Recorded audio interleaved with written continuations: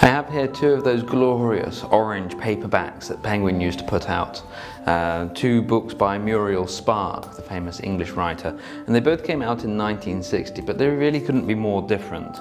The first one is The Bachelors, which is a kind of satire, I suppose. It's supposed to be a comedy, although to be honest I didn't really find it terribly funny. It's well written, of course, as everything that Muriel ever did was well written. And it concerns a guy called Patrick Seaton, who is a medium, let's say, of a spiritualist circle, but he knows himself that he doesn't have any real talent. He's just a bit of a con man. And his various plots during the course of the book unravel a little bit. He's not, of course, helped very much by those around him who get jealous and try to undermine his authority. There are some good characters. There's one, the name I forget, who suffers from epileptic fits occasionally, especially at critical plot points, of course. But it feels like a book with too many pieces, and they never quite fit in the way that they ought to. The other book, though, The Ballad of Peckham is outstanding. This is a book I've reread. I've read it several times, and it is just amazingly good.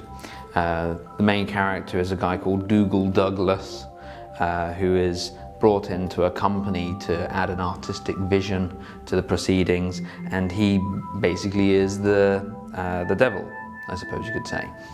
He has the power of transformation, and it's wonderfully worked. It has all of those quintessentially Sparkian tendencies of skipping forwards and backwards in time, conversations starting up halfway through and then they make sense a little bit later.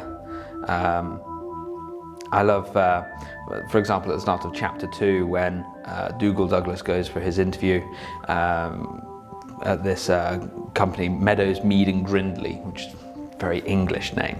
At the interview, Mr. Drew said to Dougal, "We feel the time has come to take on an arts man. Industry and the arts must walk hand in hand." Now already that's quite funny. Mr. Druce had formerly been blonde. He was of large build. Dougal, who in the University Dramatics had taken the part of Rizzio in a play about Mary Queen of Scots, leaned forward and put all his energy into his own appearance. He dwelt with a dark glow on Mr. Druce. He raised his right shoulder, which was already highly crooked by nature, and leaned on his elbow with a becoming twist of the body. Dougal put Mr. Druce through the process of his smile, which was wide and full of white young teeth. He made movements with the alarming bones of his hands. Mr. Druce could not keep his eyes off Dougal, as Dougal perceived. I just love the way that all of this is described. There's that element of comedy, but there's a darkness behind it as well. And through the book, one of the reasons that I've reread it so many times, as you can see, it's falling to pieces now, sadly. I'll have to get myself a new copy. One of the reasons I like it so much is that it rewards rereading. And the best books do that. In this case, there are little references to parts of the Bible that mention the devil and his appearance, the prophecies that he foretells, and it fits very neatly into the story. So this, for me, is a work of genius. That's the highest art, and that's why I've given it 5 out of 5 stars. The Bachelors, on the other hand, whilst entertaining and I suppose a worthwhile read, has really dated quite severely, and I'd say it's more one for the completist. It's more something that you would read if you were determined to read everything by Muriel. So it's good, but I'll only give it 2.5 stars.